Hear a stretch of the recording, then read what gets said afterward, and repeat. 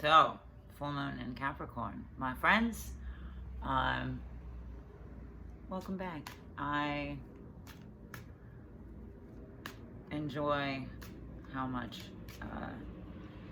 this has reached out to so many people in my circle and not in my circle, and sometimes I'm quite surprised, so I appreciate all of you for hanging out with me by your own enthusiasm and choice, and willingness and openness. All are great things, exciting things, especially with everything that will change. Full moon in Capricorn. Fun fact, just about everything will be retrograde by the end of the month. So post this, I believe it starts with like Pluto and Neptune. Venus will go retrograde, and a handful of other celestial bodies. So what an interesting time to be alive. So we are going to pull some cards and see just how we will move through all of these things. It is a very potent moon. I've noticed there's a lot of adjustments being made. I do know our north and south nodes will adjust, and I really can't wait for Pluto to be out of retrograde and out of Capricorn. But that is precisely why we must wait. I like that. That sounded good. Oof. Okay. All right. If you have done this with me before, we are going to breathe together. If you have not done this with me before, hey, what's up? Nice to meet you. But we're still gonna breathe together. If you've done a one-on-one reading with me, I like to do this thing where we breathe together, and I kind of tap in on you, or like what you're giving off, and we can kind of tap into this moon. So much like there are cards in between us, we will take 3 deep breaths together, take a big inhale, and on that exhale, you'll sort of imagine like a shadow card becoming available to you. Because if we were in person, we would have our hands out, right? But I can't see you, can't tell you what to do. And I'm not going to judge you, so just make your body available to what is in the air. So, like there's cards in between us. Take a deep breath in. And exhale. Take a deep breath in. And exhale. One last deep breath in. And exhale.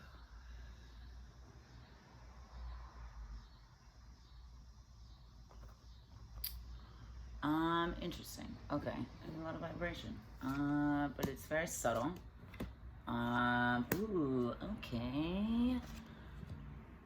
It's very subtle, which the subtle invocations of our body also contribute so much to our reality. That's why, you know, they tell you when you're young to chew gum when you're studying, and like those little subtle things do trigger a lot in our memories, and thus recreate reality or recreate the circumstances of studying for this test, blah, blah, blah. But that's true of many things, you know, sense, sounds, all of those things trigger. And the first card pulled of this is the moon. What an interesting interoceptive card to pull. What an emotionally filled, recharged card to pull. How are the tides moving? Chariot follows this. How are the tides moving? Where is that momentum going? And it's not that we're creating or following or predicting, but it is that we expand and allow for possibility, and we go with that flow. You follow momentum. I mean, I guess you can't predict it, but you follow the pulse in your body. It's like, you know, ecstatic dance. Listen to your internal music and follow where that pulls you. It's very subtle sensations, but the more practice you do for things like this, the more aware you become. Things will change, things will adjust. We'll move into, like, I think it's like Aries, Libra, North Node, South Node, which would be a very different energy and a very direct energy. And where these figures often wear moons on their head as a sign of grounding, but has even Mercury, the way it reaches out, the way that it connects, the way that it reflects. But what we see is horns. What we see is horns used as blinders rather than as symbols of grounding or as evocations of the earth, or invocations of the earth. Whatever, I guess depends on what you're doing with it. Yes, big misconception, big inversion of information. Rather than blind ourselves with these things, blind ourselves with emotional stimulation or overwhelm or lack thereof, how do we ground and follow the tides of our bodies? Because that will ultimately lead you into positivity rather than into like abysmal circumstances. It's kind of the key of trusting yourself. The Chariot is going to move regardless. These are cycles and continuations of flow that we've allowed to penetrate our realities and continue on our realities. In a funny way, it is like DNA connections. And the funny thing about where those things actually connect is, I forget what it's called, but there were studies about it in mice, and the length of it had to do with their lifespans. So we're talking longevity, and we're talking connection, and we're talking how cycles feed and fuel, and where it is those momentous things are going.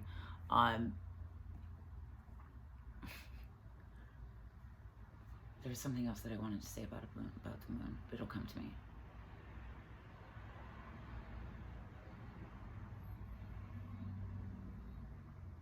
That also delineates to a 9. 9, 7, 10. Ooh, that's interesting, because that's kind of a step back.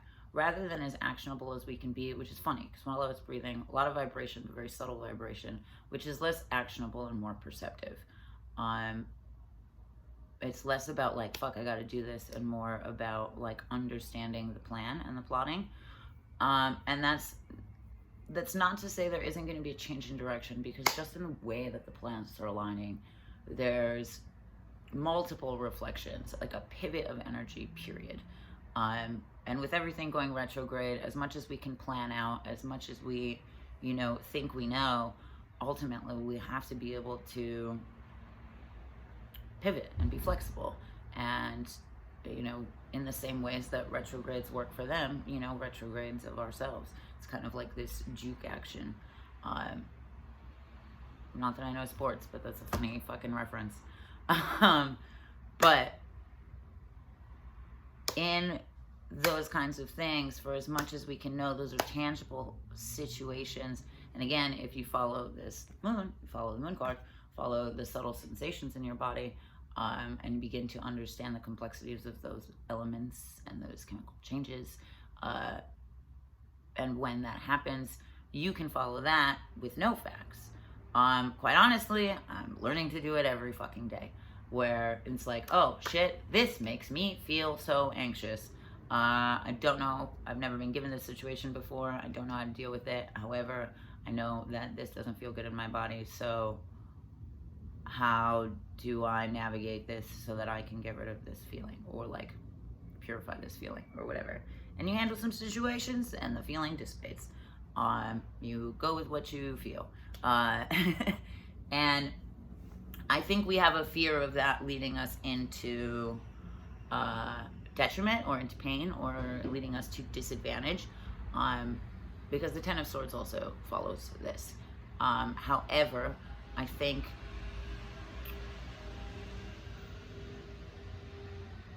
I'm sure I've said this before, but there's two questions I love to ask myself. Do I trust myself, and do I trust the universe? when there's so many things unsure, you have to know that you can count on you, that you are looking out for you.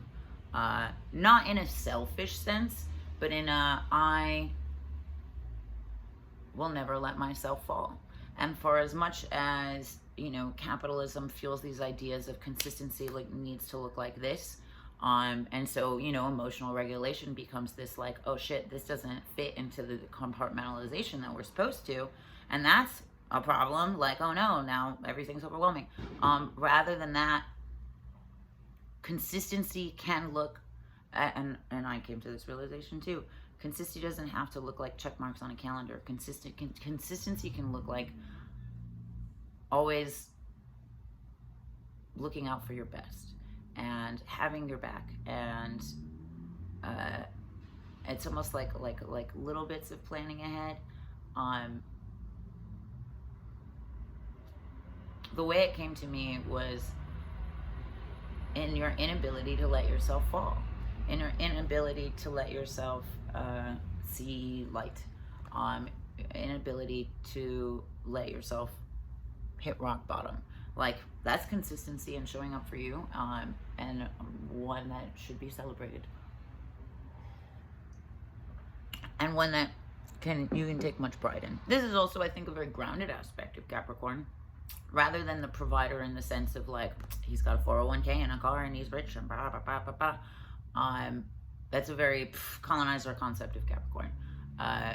Capricorn is a very grounded provider in nurture and space, and in very like natural abundance, very nourishing abundance. Again, those subtle invocations of pleasure and ease. And that is, again, ultimately where we do find momentous flow, and then suddenly realize that you've gone much farther than you could have anticipated. Those are ultimately those big changes and those big moments too. So if you have a feeling in that realm, go with it. Because any time that I've ever felt in my body, in my heart, in my soul, that something big is about to happen, it does. And it's not just for me. It's usually for everything. And that can be a really powerful place to be, rather than a scary place to be. Ultimately, underneath everything is the Queen of Wands, which is a very powerful, creative place to be. One that will navigate any circumstance, and one character that will absolutely play balance and reciprocity into nourishment, and into and has ample resources, and will continue to be able to not fluctuate, but like dance through everything, move through everything with intention and grace. And it does not have to look like powering through. Again, rather than use the concept of Capricornian horns as this mode of isolated control, is a very blinding one. Use it as a mode of grounding and expansion, and ultimately find that gives much more rise than the temperament that we're often superficially given of this kind of sign. It's a misunderstood moon, and that is maybe again why we're all also seeking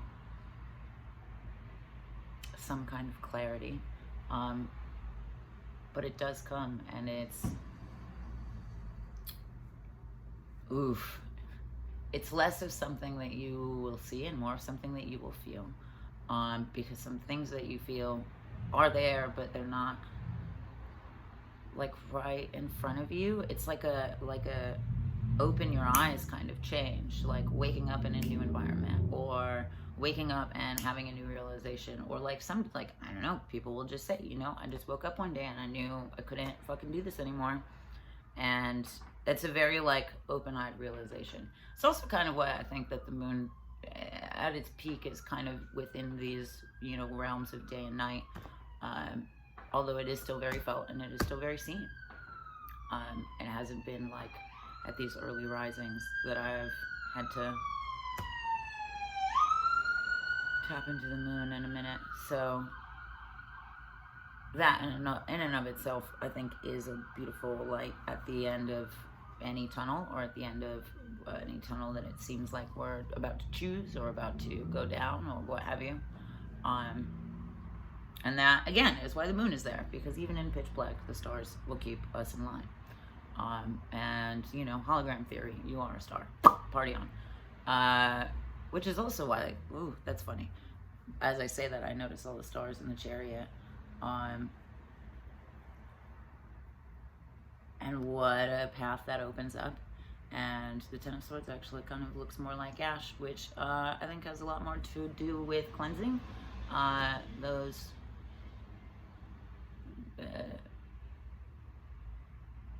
constrictions on possibility or potentiality, which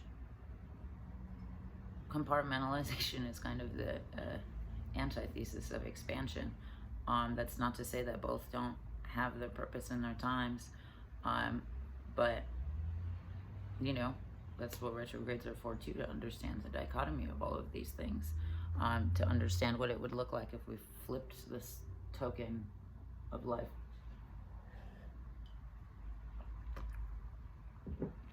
But for as fast as everything's moving, and for as much as the Queen of Wands is underneath this rise, it's a steady fire. Do not boil yourself over. And I say that in many literal and metaphysical ways. Yeah, I hope that makes sense.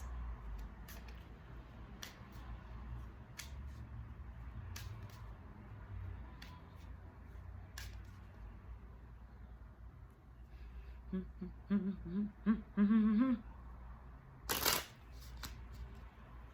right, we'll pull numbers, see what ties.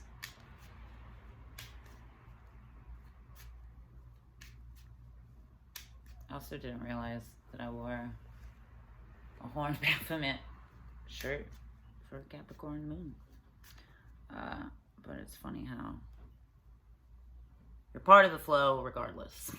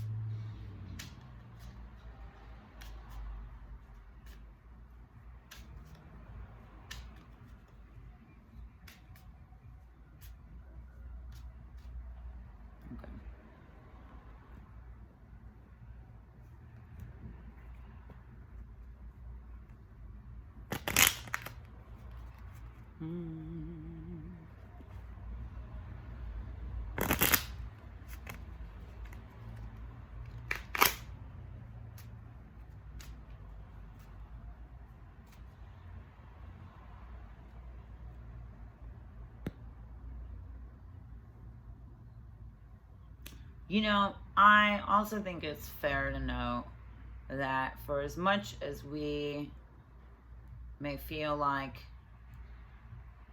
of all the different choices we have or are given, one or the other may feel like an opposite expectation, perhaps. You know, like, is this a totally different person now? Da da da da da. You'd be surprised how much the core of you will always be in any decision you make. And it does kind of like tie together. Granted, you know, everybody goes through things where they do come very far away from who it is they really, really know themselves to be in their heart. And a lot of times that looks like coming back to, you know, like inner child work and da da da da da. But for as much as we find all of these decisions to take us away from ourselves, they do come back to the root cause of, and like the root motive. You know, for as much as your job title can change, for as much as your hats can change, your style can change, your heart remains the same. the intention in your heart, the goodness in your heart does stay the same. So sometimes we put too much pressure on what they look like rather than what they feel like, and put too much pressure on where it's going to take us, rather than having faith that it's going to take us closer to ourselves, or having understood that and trusted our decisions, that they will ultimately always, have this, root nature to it. It could be cooking or therapy or da-da-da-da, but ultimately you always want to help people.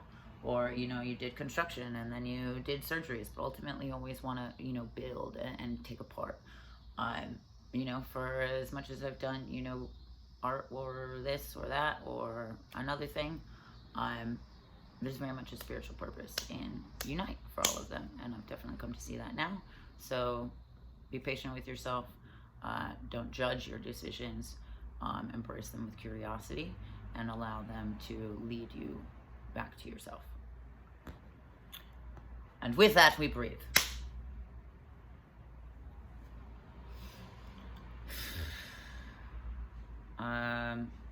Right, prep. Much like cards are in between us. We're going to take 3 deep breaths together. Take a deep breath in.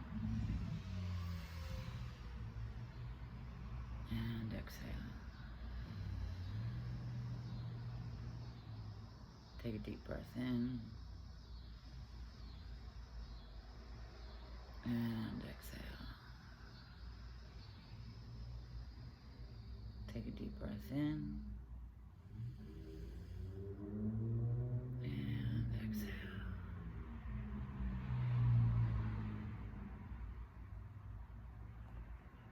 That was really interesting. I hope that last thing that I said, really hit home for some of y'all. But I felt a lot more power and trust, and I felt a lot less stress in my neck, like an elongated vision, I guess, coming from growth in my neck, growth in my throat chakra. There's, growth in very strong earthy signs, which, with Uranus and Jupiter in fucking Taurus, something going retrograde at some point, it's a good reminder to stay firm in that place as well, to stay poised and open, and that will allow communication to pass, that will allow ideas to pass, that will allow movement to pass much easier. And that's also just kind of in a very literal, structural bone kind of way. But, party on.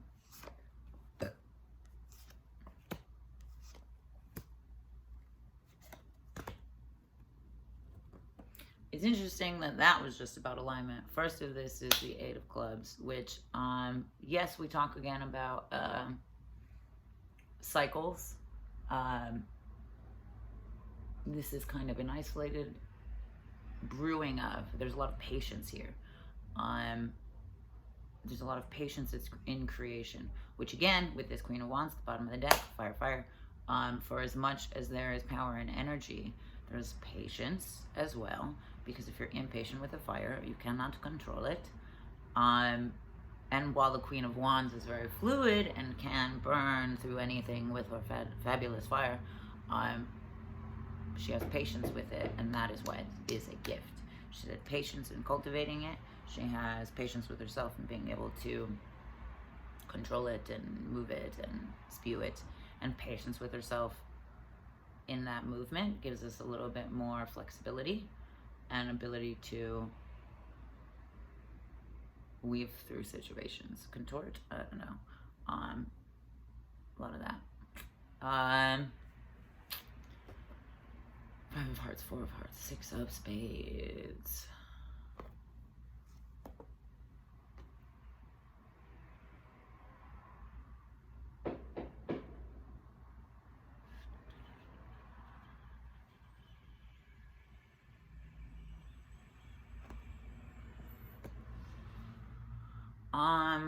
Interesting thought.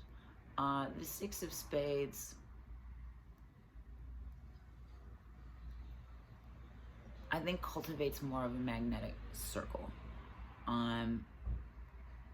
Which, in terms of, again, calling back to that moon card, and, you know, all of this interoception, trusting the tides, listening to the way our body is responding, with the Chariot and the way things flow. The Six of Spades, if this is honored and this Queen of Wands kind of knowledge is really taken forward and, you know, quells these fears of, you know, Ten of Swords energy, the Six of Spades creates a magnetic circle to pull more positive to you, to pull more of what it is that you're feeling to you, and what it is that you feel like you're aligning to in this new realignment phase. Like what, first supermoon or something of the whole year? So it's very much a peak point, and it absolutely feels like a change of direction. It's in the sky. But it also comes back full circle. So I don't know, for decisions that feel like they're like super out of whack, or like, oh, I never thought I would be this kind of person, give it a couple weeks and then you'll be like, oh wow, this is always who I was. Or, you know, I didn't realize this was always connected to this. Again, I said everything will be retrograde at the end of the month, so we're gonna have some interesting truths then too.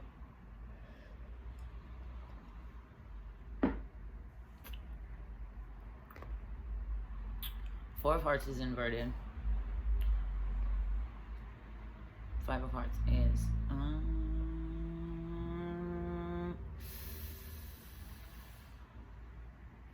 interesting. I don't get the sense that this is about expansion in numbers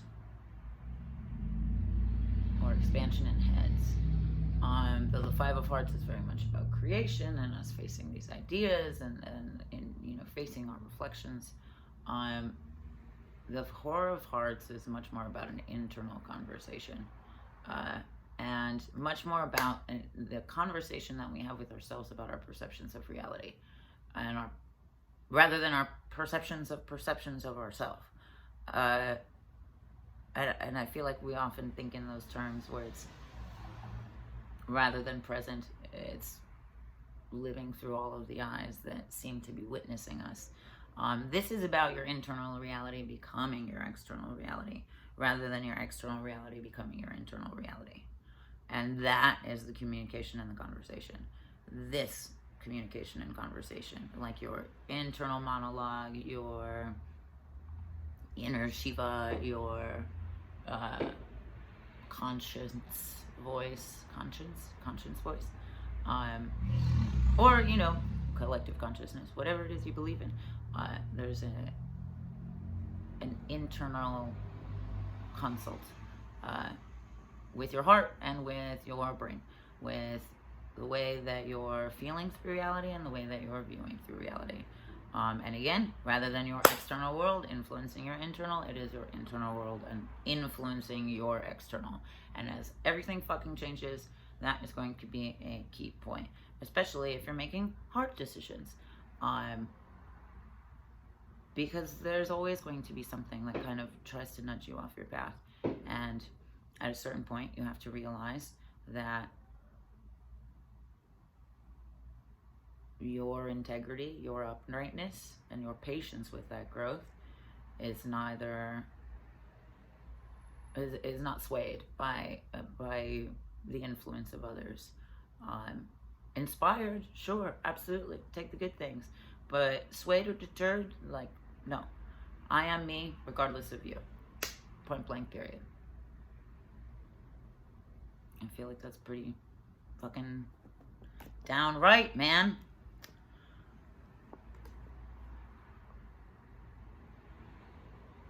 That's also kind of where a level of peace exists, again, in non-judgment. So, you know, as nodes adjust and Libra becomes more prominent, this isn't about justice.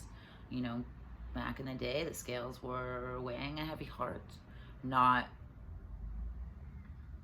assets or gain or I don't know, what is it, brain or heart that's on Western scales, something like that.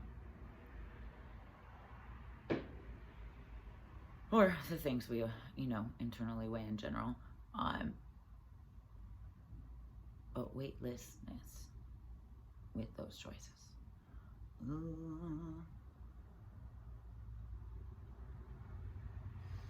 Yeah, I don't know. I think that's it. I think that's all I got for you now. But I hope that these internal conversations and sensations in yourself are something that brings you clarity and helps you consider yourself and helps you choose yourself and to uplift yourself in a consistent manner. Yeah, party on. Go Queen of Wands. And may this carry you forward on this wonderful chariot. Till then, party on. Happy full moon.